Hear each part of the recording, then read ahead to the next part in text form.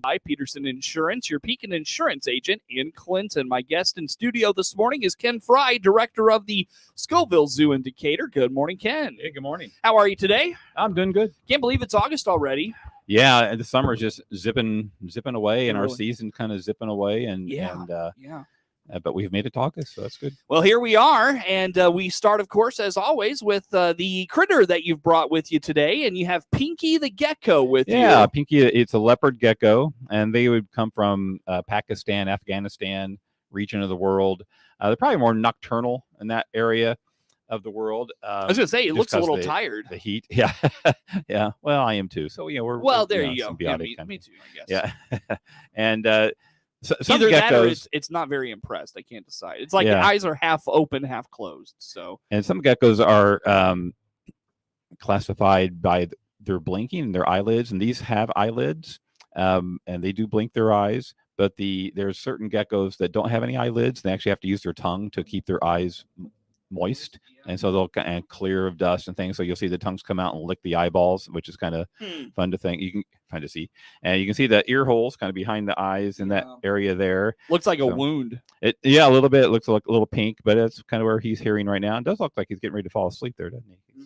Eyes are kind of half shutting, and they have these really plump tails here, and kind of like the camel's humps, they store fat back there, and like other lizards, they can it has fracture points along the way, and so if a predator grabs it by the tail, it can break off at certain points along the tail, and it will regenerate and grow a tail back, but the regrown tail won't be as nice as the original, but it will grow back. Sort of. Yeah. So they're out there, and they're kind of opportunistic eaters. They're going to eat any bugs on the ground, appropriate size, maybe even small, like pinky mice, right out of the, just freshly born mice, and other reptiles, and maybe even other small geckos. And I've heard that people that raise geckos, as long as they keep their gecko fed properly with enough calcium and things, then they usually don't eat their young. So it's probably just a dietary thing in the wild where they just find it opportunistic. They need some calcium, and there's the baby gecko that they just hatched. What they got to do to survive. The wild. It's a wild place. It's crazy out there. It is. It is jungle, if you will. But anyways, so with this particular gecko, how old is he? She? She is 6 years old, and you can usually tell the males from the females by the area in front of the tail. The males, you can see that little V kind of there, and the males is a lot more prominent. Okay. And than the females is, and so as I turn her upside down, I'll show you. And she's a girl, and they usually have like 2 eggs at a time, and then once those are born, they can have up to 6 to 8 clutches in their lifetime. Okay, gotcha. Yeah. How long do they live? They can go 15 years or so. So a good long time, and they're a popular pet. They're easy to take care of. I mean, as you can see, this one's just sitting in my hand, and I'm not having to restrain it at all. It's just sitting there, and they will crawl around, but it's an easy crawl. They're not going to just all of a sudden start running and be away from you. And so, are they harmful to people at all? No, not harmful at all. I did read they had like 100 teeth, and in that little bitty mouth there. And so I suppose if they did bite, it might grab you. But they're probably very small teeth, and they lose and regenerate teeth all the time, kind of like an alligator. Really? So they just keep regenerating those teeth, several times over their lifetime. That's wild. That's wild. So now I would venture a guess this one's probably pretty popular when you take it out for social gatherings and that sort of thing. Yeah, and you get a lot of gecko calls, and and so it is one of those animals that people seem to know what they are, and kind of like a zebra. You kids, that's one of the first animals they seem to recognize, and that's a zebra. It has the stripes. And so gecko, it seems to be one that they know, because sometimes they just know someone who has as a pet, and or see it on TV. I was going to say, like in the TV commercials, can they actually stand on their hind legs? And I've never seen these stand up. They probably do it when I'm not looking. But most things. Most animals. Yeah, the zebras too. They I've thought I've seen them stand up, but I've never actually caught them standing up. But so no, I don't think they do. But they might be able to, like if they're crawling up something steep, where they're crawling up and then maybe balance on their tail and their hind legs as they're trying to get a grip. Are they climbers? Not real good climbers, but they can go up trees, and like when the heat of the day, they can hide under bark and help keep cool there. So they I guess they're okay climbers. Then you can see it's just little bitty fingers that they don't have like claws or anything. And so it have to be a fairly rough surface for them to get a good grip of where. Like glass, it can't climb up glass like you see some geckos that we have in the States can do. So what do you do for this one for enrichment and stuff? A lot of food motivated things, places for it to hide. Yeah, it's part of our mobile zoo programming, so it's kind of behind the scenes area, and it's in with a couple other geckos, so they kind of hang out together. And when I picked her up this morning, she was hanging out by the other one. I never did see the third one in there. It's like hiding under some substrate or underneath a rock or behind a rock or under an arch of bark. And so we give them places to hide, places to walk around, a little water dish if they want to go in. They're not big into soaking or anything, and they will shed their skin and fur, or not fur, their skin. At some point throughout their lives. Can you put that on the other side of the baseball there, by the way? Yes. That's for the camera folks to the folks at home to see on the camera. But how did you come to acquire this one? I don't know where Pinky came from. Yeah, occasionally we'll get some from people that are retiring as pet owners, and get a young gecko from them. Their kids aren't taking care of it as much as they should, and it's the parents taking care of it. So occasionally it's that, and then sometimes we just go out and ask other zoos if they have had any born and hatched at their facilities, and we'll get them that way. Is it a pretty easy animal to keep up and take out? Yeah, and they're so popular in the pet trade, that if we really needed one, you could probably get out in the pet trade pretty quick and find something out there. And there's a lot of different color morphs too. Like I said, this was named Pinky, and it's kind of a little darker or a lot more pink in it than you'd find in some of the regular leopard gecko coloring. And we have another one named Yellow, and its color might be yellow. Yeah, exactly. Okay. Well, I almost went green, but I wasn't really sure. So they have some color morphs that they can, and you can see a lot of yellow on this one as well, but there's a lot more pink in the tail. Now, what does this gecko use its tongue for then? Because I see it's kind of licking its chops a little bit. For in eating. And so when it catches a cricket, it'll kind of help chomp it down and move it to the teeth side of things, and controlling and swallowing, kind of like what we use our tongue for. How often does it eat? We have food in there, like crickets just kind of hopping around in their environment almost all the time.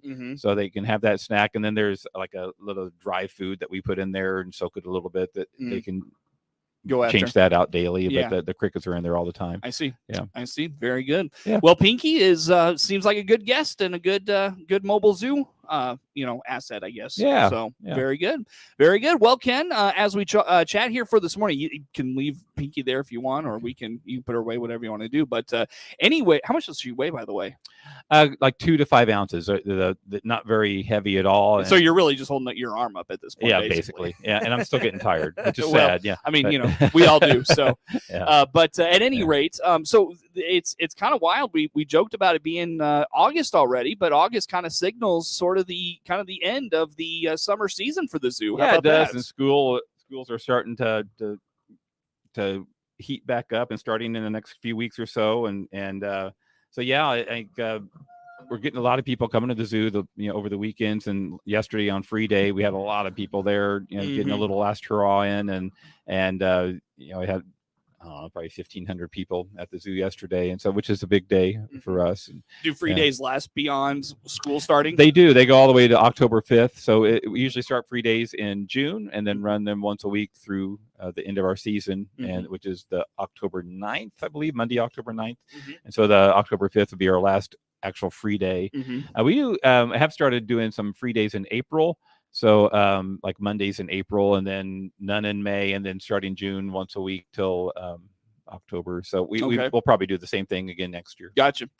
What's coming up in I almost said July. What's coming up in August? Yeah, in August. Well, because we're heading back into our fall season, we're losing a lot of our kids back to school and back to college, and so for staffing reasons, we're going to 1 hour shorter during the week.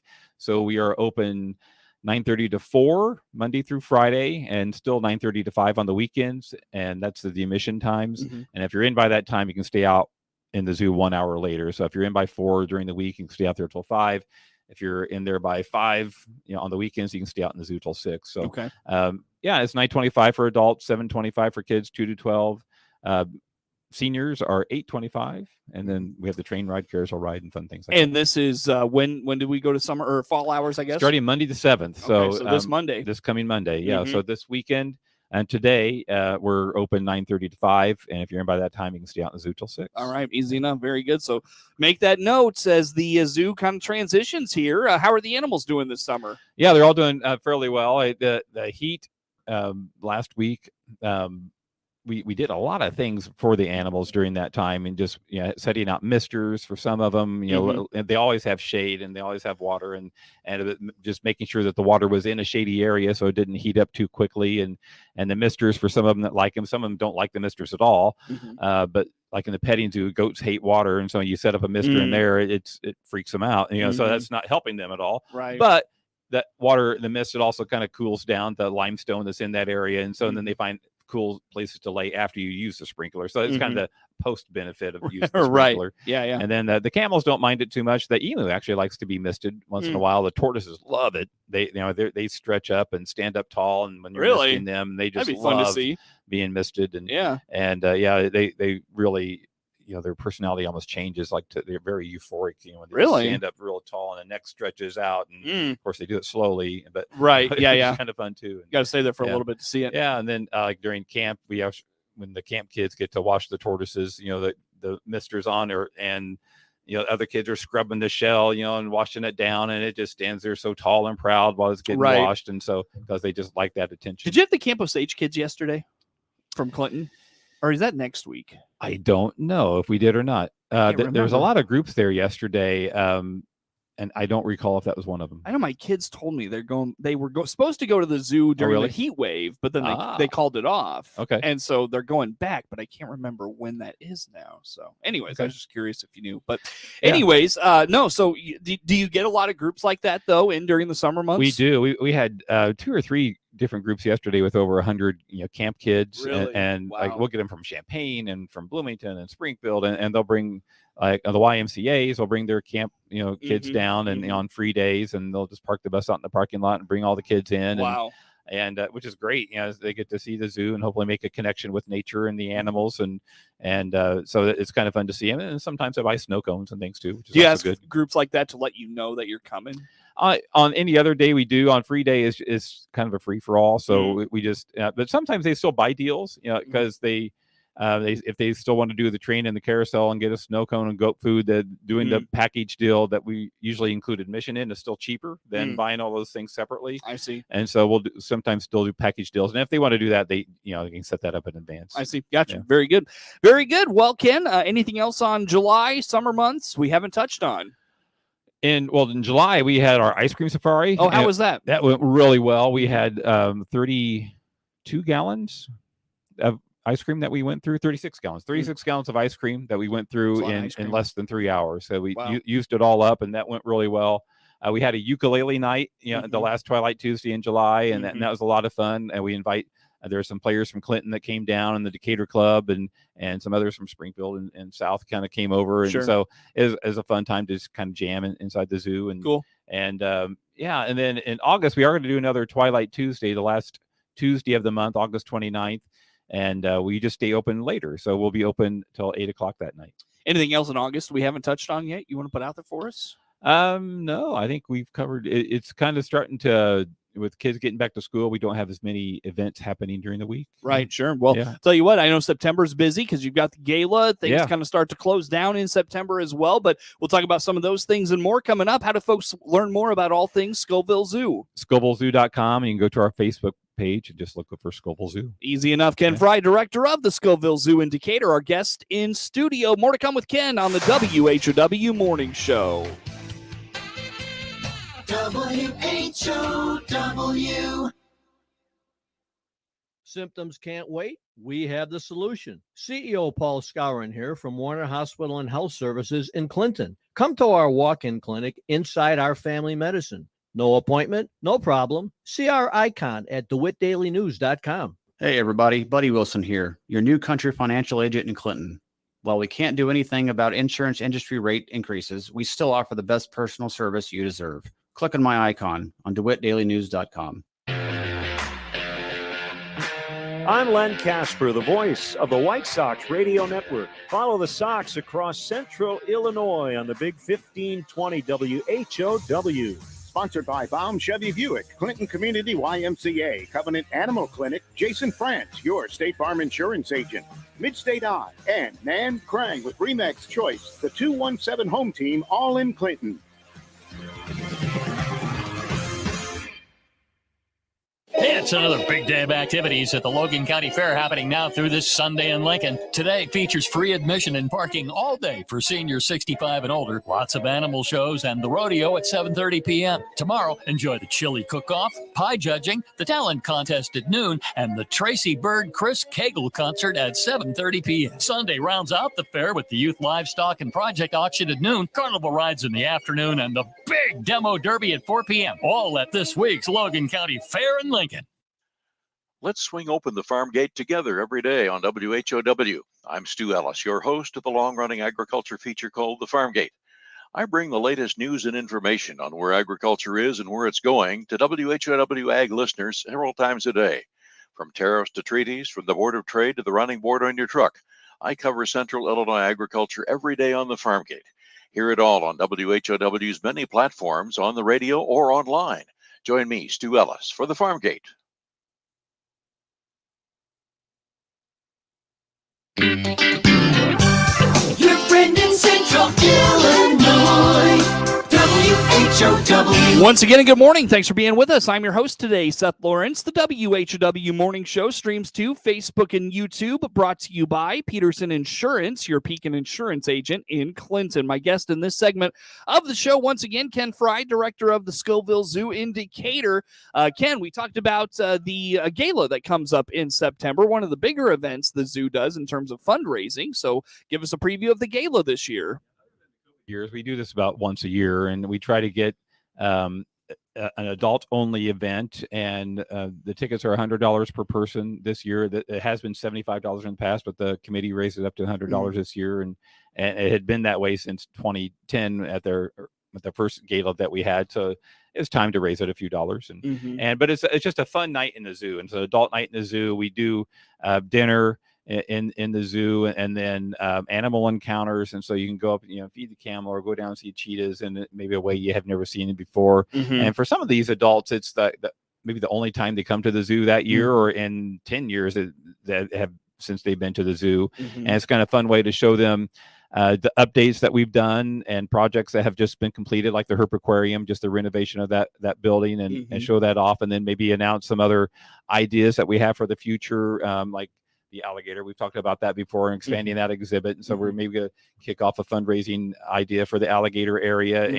and other, potential, events, things down the road that people can contribute to. And so it's good to get the name of the zoo out there and keep it in the minds of the people in the community that are the movers and shakers. And for them, it's a fun evening. You get to, a lot of people, they just stand and talk as people that they haven't seen for a long time, or they bring family and adult kids with them, and just be able to go around in this relaxed setting. And it's usually a cooler evening, and being able to maybe do some encounters together, and just unusual things, and kind of like I say, just making memories with your family, and people remember these events, for years to come. And if the animal acts a little out of the ordinary, or you get up close and personal with some of the animals, it really kind of makes a good memory. So what's the night like? What's the atmosphere like? How about those things? Yeah, we closed the zoo down for just that event, and it's in the evening, we're almost closed for the evening anyway when we kind of do that. And so as people come in, we usually have a few animals out for people to get up and close personal, like some of the mobile zoo animals that we use, and then little time to walk around, and there's adult beverages and hors d'oeuvres, and then they have the meal, and after that they do some encounters, and we'll have desserts and a live auction, and a lot of those are zoo encounter based as well, like having your own s'mores and roars event at the zoo, where you come and just have a little campfire cookout and then a little night walk around the zoo, and again, just an unusual thing to do with your family. Yeah, no doubt. So put that on the radar. That is when?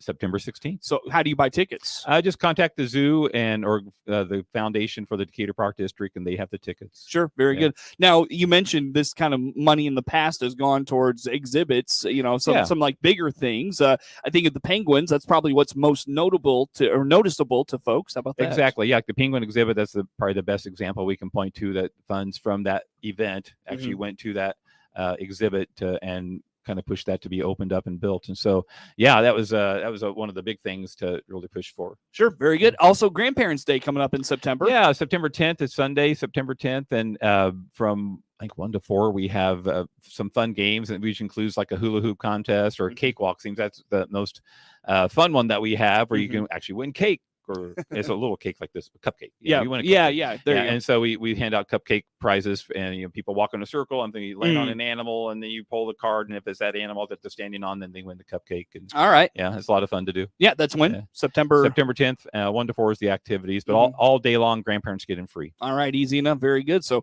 keep that in mind as well, Ken. About 30 seconds. What I missed with you today? Well, you just go to scovillzoo.com if you want to get any more information about the zoo. I know we're updating our website in the near future, so you'll look forward to that. And then Facebook page, Lizzie, our education gal, does a really good job at keeping that updated. So go to the Facebook page for any kind of updates, like our new zoo hours. Sure. And remind us on the new zoo hours, if you don't mind. Yeah, we're 9 to 4 during the week, starting Monday, and then still 9 to 5 on the weekends. And then you can stay 1 hour later after the last admission. Easy enough. Very good. Well, thanks for coming in, Ken. Ken Frye, director of the Scovill Zoo in Decatur, is our guest in studio. The morning show streams to Facebook and YouTube, brought to you by Peterson Insurance, your Pekin insurance agent in Clinton. Network news on the way on the WHOW Morning Show.